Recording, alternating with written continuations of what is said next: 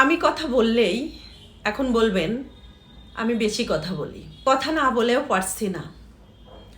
হঠাৎ আজকে জানতে পারলাম আমার মেয়ে স্কুল থেকে আসার সময় বলছে, আম্মু মিসরা আলোচনা করছে, মিসরা ক্লাসে বলছে যে 3 দিন ক্লাস হবে, তোমাদের 3 দিন স্কুলে আসতে হবে, স্কুলে এসে ক্লাস করতে হবে, আর 3 দিন বাসায় বসে অনলাইনে ক্লাস করতে হবে। এটা একটা কথা? এরকম একটা মানে তালবাহানা শুরু হয়েছিল বাংলাদেশের মধ্যে যে অনলাইনে ক্লাস করা। অনলাইনে ক্লাস করতে যেয়ে অনেক বাচ্চারাই ধ্বংস হয়ে গেছে, মোবাইলের প্রতি আসক্ত হয়ে গেছে, কম্পিউটারের প্রতি আসক্ত হয়ে গেছে, মানে এরা বাজে অনেক কিছুর প্রতিই আসক্ত হয়ে গেছে। সুস্থ মস্তিষ্কের মানুষ বাংলাদেশে বেশি ছিল। বাংলাদেশটা কিভাবে ধ্বংস করবে এই নিয়ে এক শ্রেণীর মানুষ উঠে পড়ে লাগেছে।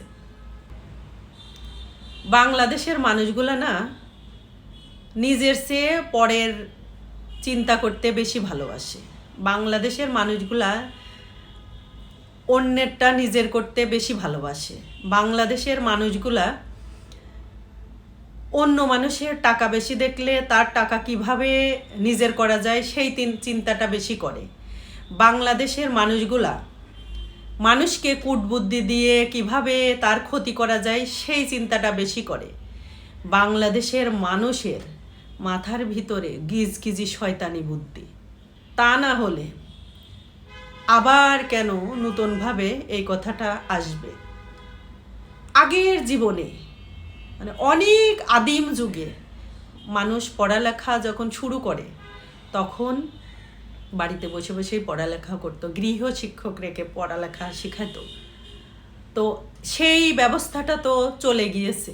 এখন নতুনভাবে যখন স্কুল কলেজের ব্যবস্থা হলো তখন বাচ্চারা একটা বয়সে স্কুলে যে ভর্তি হচ্ছে, সেখান থেকে ভালো ভালো শিক্ষা অর্জন করে তারা দেশ বিদেশে ভালো কাজে লাগছে। সব তালবাহানাগুলা শুনতে আর ভালো লাগে না।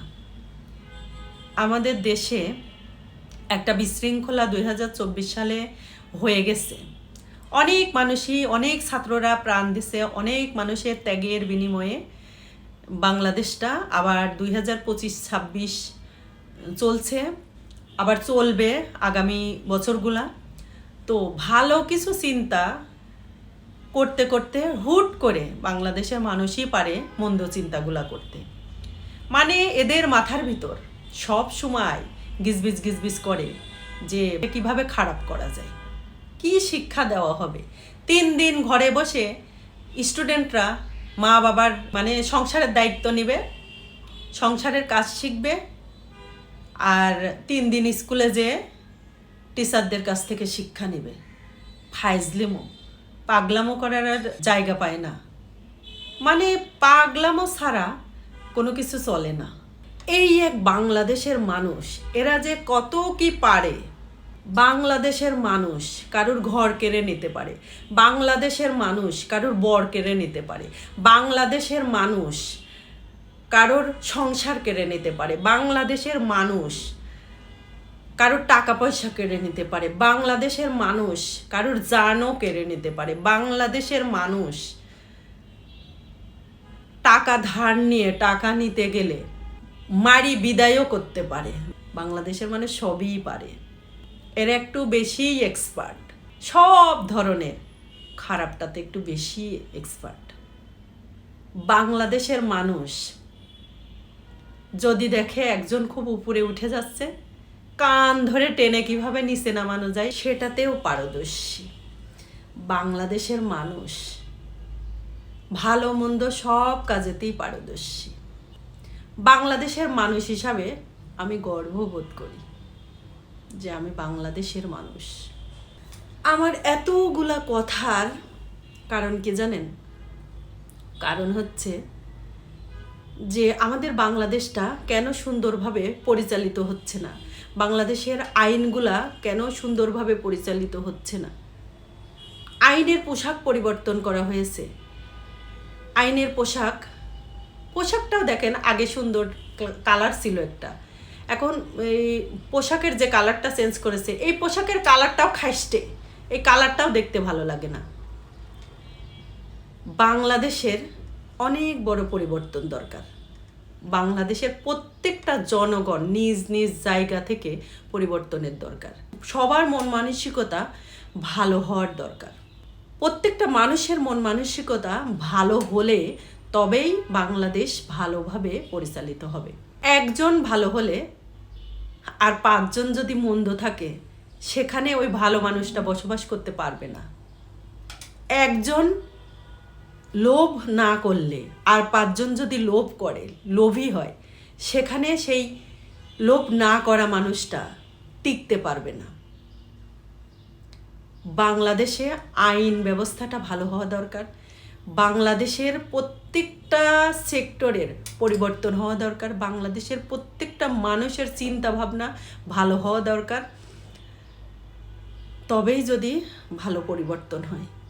শিক্ষা ব্যবস্থা একটা সুন্দর জায়গা। এই শিক্ষা ব্যবস্থার জায়গাটাকেও অব্যবস্থায় পরিণত করছে। এমনিতেই আগে প্রাইভেটের সংখ্যা কম ছিল, বাচ্চারা প্রাইভেট পড়ার পিছনে ছুটতো না। এখন স্কুলে পড়ার চেয়ে স্কুলে নামমাত্র স্কুলে ভর্তি, তা একটা বাচ্চার পিছনে 5-7টা করে যতগুলা সাবজেক্ট ততগুলা টিচার দেওয়া লাগে। তাহলে স্কুলের পরিচালনাটাও ভালোভাবে হচ্ছে না। স্কুলে কি পড়াচ্ছে? স্কুলে তো পড়াচ্ছেই না। তারপরেও এখন 6 দিনের জায়গায় 3 দিন করা হচ্ছে, 3 দিন করার চিন্তা করা হচ্ছে। এটা যদি সত্যিই হয়, তাহলে কে বা কারা এগুলো মেনে নেবে? তাহলে ওই যে ওরকমই হলো যে স্কুলে আর না পাঠায় বাচ্চাকে, বাসায় বসায় টিচার দিয়ে বাচ্চাদের পড়ালেখা শেখায়। এটা একটা কথা হলো? আমার তো ভালো লাগেনি। আপনাদের কার কার ভালো লাগছে এই কথা শুনে বলেন, আমাকে জানাতে ভুলবেন না। আর আমার কথাগুলা যদি একটু বাঁকা বাঁকা মনে হয়, তাহলে আমার কিছু করার নাই। কারণ জীবনে এই মানে বাঁকা বাঁকা চিন্তাভাবনাগুলা বাংলাদেশের কাছ থেকে দেখতে আমরা খুব সাধারণ মানুষগুলা বড্ড ক্লান্ত। এই জন্যই মুখ দিয়ে একটু বাঁকাতেরা কথা বের হয়। সবাই ভালো থাকবেন আর আমাদের উপর রাগ করবেন না, দোয়া রাখবেন। আসসালামু আলাইকুম।